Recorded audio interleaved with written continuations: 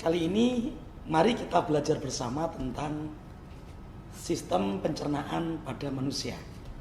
Sebelumnya, mari kita mengenal organ-organ pencernaan pada manusia. Yang pertama, organ pencernaan manusia diawali dari mulut.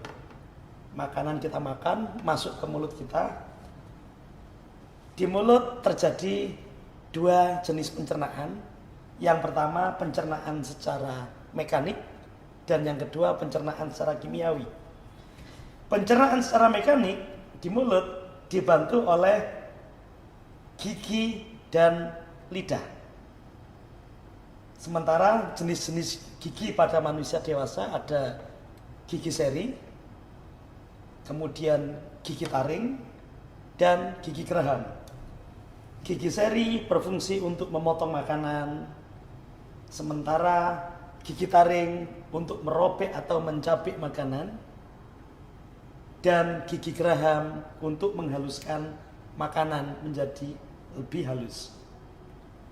Di samping itu juga dibantu oleh lidah. Pada lidah, makanan bisa diletakkan posisinya di mulut sebelah kanan atau sebelah kiri. Artinya pada lidah ini berfungsi untuk meletakkan posisi makanan. Kemudian yang secara kimiawi, pada mulut ada kelenjar ludah.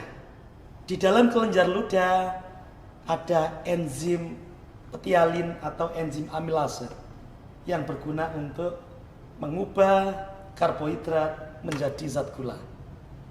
Kemudian makanan yang sudah dicerna dari mulut dibawa menuju kerongkongan.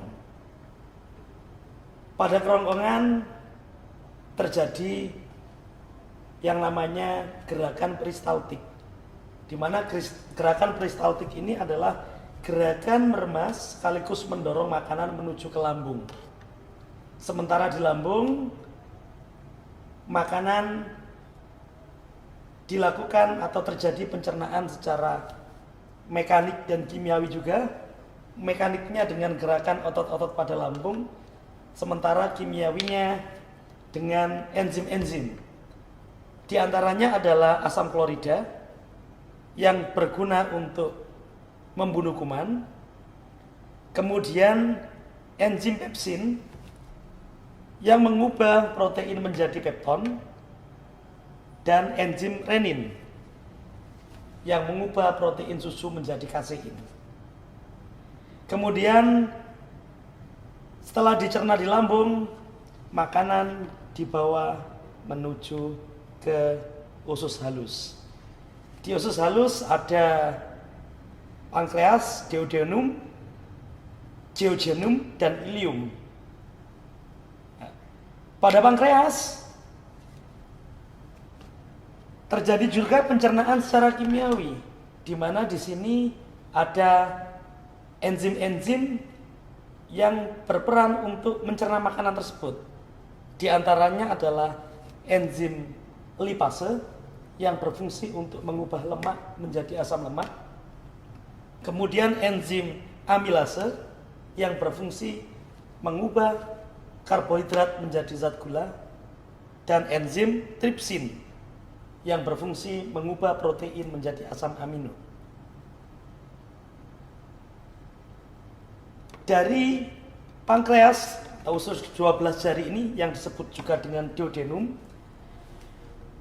makanan dibawa menuju usus kosong atau jejunum dan menuju usus penyerapan atau ileum.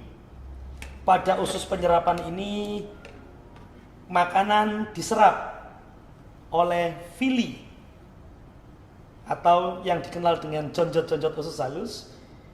Sari-sari makanan ini diedarkan ke seluruh tubuh sebagai energi kita sekaligus untuk pertumbuhan kita. Sementara makanan-makanan yang tidak terserap, artinya sisa-sisa makanannya, dibawa menuju ke usus besar. Ini usus besar. Pada usus besar terjadi pembusukan makanan yang dibantu oleh bakteri Escherichia coli. Di samping itu pada usus besar juga berfungsi untuk menyerap kadar air yang berlebih, juga mengatur kadar air dalam sisa pencernaan dan zat garam. Kemudian sisa-sisa makanan ini dibawa menuju ke rektum. Rektum ini adalah tempat penampungan feses sementara. Sementara setelah dari rektum, sisa-sisa makanan yang sudah membusuk ini dibuang berupa feses atau kotoran melalui organ yang bernama anus. Baik, kita sudah belajar tentang sistem pencernaan yang ada di dalam tubuh kita, di dalam tubuh manusia. Terus sebagai wujud rasa syukur kita kepada Tuhan, tentunya tubuh kita ini perlu kita jaga dengan baik, termasuk juga sistem pencernaan yang ada di dalam tubuh kita. Bagaimana upaya untuk menjaga sistem pencernaan, kesehatan sistem pencernaan kita? Yang pertama adalah mari kita makan dengan teratur. Kenapa demikian?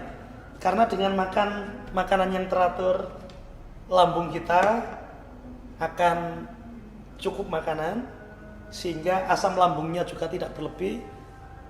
Efek lebih lanjut agar tidak terjadi penyakit yang ada di lambung. Salah satunya adalah asam lambung, emah, karena makan yang kurang teratur, bahkan berakibat ke tifus. Yang kedua, mari kita makan dengan makanan yang bergizi seimbang. Artinya makanan yang kita konsumsi tadi perlu cukup karbohidrat, perlu cukup protein, perlu cukup vitamin, dan juga nutrisi yang lain. Karena yang tadi sudah saya terangkan, protein yang kita konsumsi nanti akan menjadi asam amino yang itu digunakan untuk pertumbuhan kita. Karbohidrat yang kita konsumsi dari makanan-makanan pokok kita akan berfungsi sebagai energi untuk aktivitas kita sehari-hari. Untuk itu kita perlu makan makanan yang bergizi seimbang.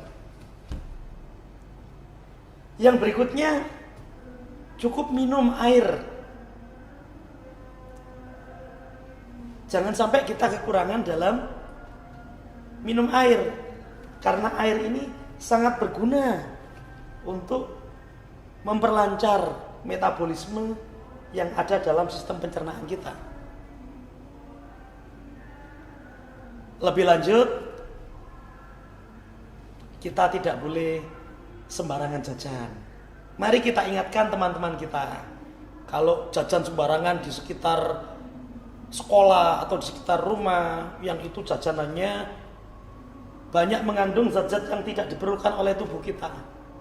Mari kita ingatkan agar makanan yang kita konsumsi selalu mengandung nutrisi, karena ini juga sangat bermanfaat untuk pertumbuhan energi ataupun asupan pada otak kita untuk kecerdasan kita. Dan tentunya untuk menjaga agar sistem pencernaan pada tubuh kita tetap lancar, kita tidak boleh makan makanan yang berlebih-lebihan. Karena makan makanan yang berlebihan malah akan membuat sistem pencernaan di dalam tubuh kita menjadi kurang bagus. Saya kira termasuk dalam ajaran semua agama mengajak kita untuk makan dengan makanan yang bergizi, dengan makanan yang baik, dengan makanan yang secukupnya, tidak berlebih-lebihan. Demikian apa yang bisa saya jelaskan tentang sistem pencernaan, organ-organ pencernaan, dan bagaimana upaya kita untuk menjaga organ pencernaan pada diri kita sebagai manusia.